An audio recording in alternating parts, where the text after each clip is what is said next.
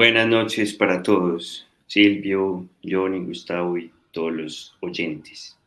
Tenemos acá la pesada de astrofilia, la pesada de la emboscadura. No vamos a dilatar más este inicio, al grano. ¿Qué nos tiene preparado Johnny Agudelo como introducción para este debate de hoy? Escríbenos, coméntanos, te invitamos a unirte al canal y a darle clic a la campanita. Bueno, muchachos, como ya lo hemos comentado, yo empecé con este tema de la inteligencia artificial hace unos 6 años aproximadamente en la Universidad de Washington, en Seattle. Y desde ese momento hasta ahora me sigo haciendo la misma pregunta. ¿Acaso los seres humanos estamos empeñando nuestra libertad por obtener unos beneficios de las máquinas, de los computadores? ¿Por qué ahora la gente se está volviendo tan dependiente de la inteligencia artificial? Parece que, como lo expresaba Silvia ahora, la inteligencia artificial va a desplazar ciertos empleos, va a acabar con ciertos empleos, pero ¿y qué está esperando la gente? ¿Cómo va a reaccionar las personas hacia eso? Y bueno, Juan Diego, Gustavo, yo quiero empezar con una pregunta y es si las máquinas pueden pensar por sí mismas. Gracias, Johnny. Pues yo, digamos, tengo la posición contraria frente al argumento. O sea, mi respuesta es no. Las máquinas no solo no pueden pensar, sino nunca van a poder pensar.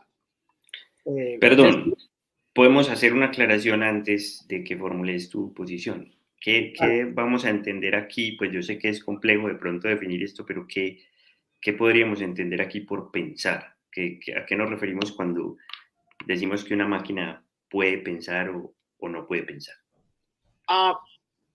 ¿Me pides a mí la definición? Podemos, yo creo que todos de pronto Cada tratar uno, de sí. construir la definición. Vale, sí, bueno, obviamente es una definición muy difícil que la filosofía, digamos, ha ocupado muchísimos siglos tratando de Claro, aclarar. claro. Sin embargo, digamos, puedo decir lo que no es inteligencia en mi concepto, ¿cierto? Que es la mera computación, ¿cierto? Entonces, digamos, uno en el lenguaje coloquial obviamente decimos, uy, este chico es muy inteligente o esta chica es muy inteligente porque es capaz de hacer operaciones matemáticas muy complejas muy rápido, ¿cierto? Pero nunca decimos una calculadora es muy inteligente, ¿no? Aunque la calculadora hace operaciones matemáticas 1000 veces más rápido que el humano más brillante, ¿cierto? Entonces, la capacidad, valga el juego de palabras, bruta de computación, eso no es inteligencia, ¿cierto? Eh, Inteligencia es otra cosa, más difícil de definir, que tiene que ver con estados de conciencia, ¿cierto? Con una capacidad, que eso lo podemos hablar también ahorita, que es muy interesante, con una capacidad deductiva, ¿cierto? O digamos, con una inclinación, por ejemplo, a encontrar leyes y formular teorías. Esa es como digamos, si me presionas cómo definir inteligencia humana, la definiría así. Bien. Bueno, yo pienso que tenemos que hacer una diferencia entre pensar y programar. Y bajo esa diferencia yo creo que las máquinas no piensan por sí mismas, son programadas para dar resultados. En el caso de la inteligencia artificial, dar resultados en base a la estadística. Pero una máquina no va a generarse por sí misma una pregunta, o por lo menos no lo hace en este momento. No se va a generar una pregunta y ella misma la va a resolver, cosa que es algo normal en los seres humanos. La ciencia comienza por ahí. Nos generamos preguntas y buscamos respuestas a esas preguntas. Bien, yo, digamos, tratando de construir colectivamente esta definición, diría que un componente esencial para distinguirlo de esa mera computación a la que aludió Gustavo los algoritmos, toda esta parte, digamos, de seguir instrucciones, sería el pensamiento crítico, ¿cierto? O la capacidad de formular juicios, por ejemplo, juicios morales, y de proveer significado.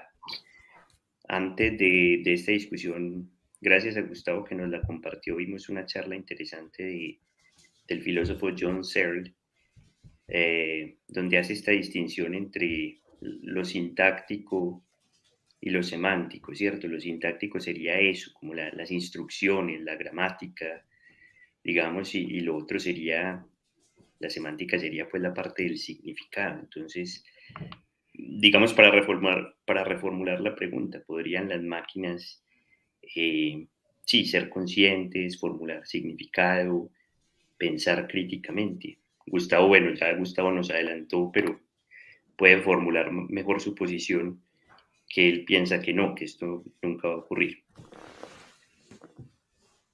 Sí, esto pues tiene que ver en filosofía, ¿cierto? Con la rama filosófica de la filosofía de la mente, ¿verdad? Que pues no es mi especialidad para nada, ¿cierto?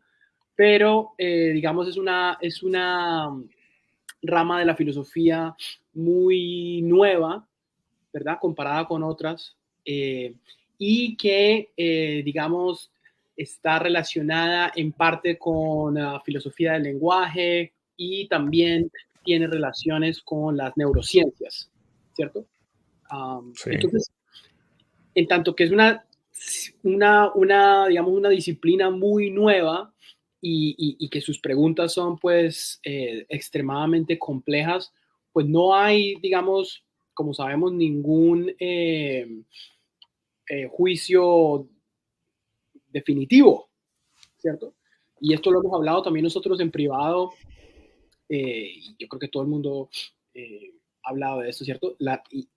En charlas anteriores aquí en discusiones pendientes hemos hablado, por ejemplo, del libre albedrío, ¿cierto? Claro. La realidad es que nosotros no sabemos lo que es la conciencia. Digamos, la experimentamos, tenemos una sensación de estar aquí ahora en el mundo, pero es muy elusiva esa, cuando queremos, ¿cierto? Cuando queremos, digamos, analizar la conciencia, se nos escapa. Ese, ¿cierto? Como que parece que se moviera, ¿no? Entonces, es algo que no, desde luego no entendemos. Entonces, ya desde ese punto de partida, digamos, atribuirle eso a una máquina es digamos, muy descabellado para mí. Claro, ni siquiera hemos podido Sí. definir qué es conciencia para nosotros, ¿cierto? Y cómo funciona exactamente la mente humana. Es Claro. una pregunta que los filósofos se vienen haciendo desde hace mucho, ¿no? Pero sí.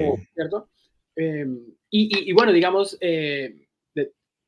reitero, no es mi campo, la filosofía de la mente no es mi campo para nada, pero en términos generales, digamos, bueno, sabemos que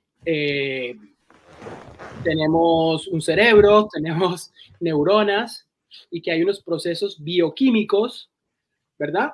Que ocurren ahí. Sabemos que hay ciertas zonas del cerebro que controlan ciertas funciones, pero desde luego no sabemos, hay como una, digamos, el concepto de caja negra, ¿cierto? De cámara oscura, ¿verdad? Sí. Y lo voy a lanzar aquí. Descartes habló de la glándula pineal, ¿verdad? Que era como ese interfase entre el hardware, que es la parte de las neuronas, lo que podemos ver en el microscopio, lo que podemos, digamos, tocar con experimentos, y la res cogitans, ¿cierto? La mente, lo que no es palpable, las ideas, las imaginaciones, las imágenes, todo eso, ¿no? Entre el alma y el cuerpo. Sí. Sí. Bueno, yo les pregunto algo. Con lo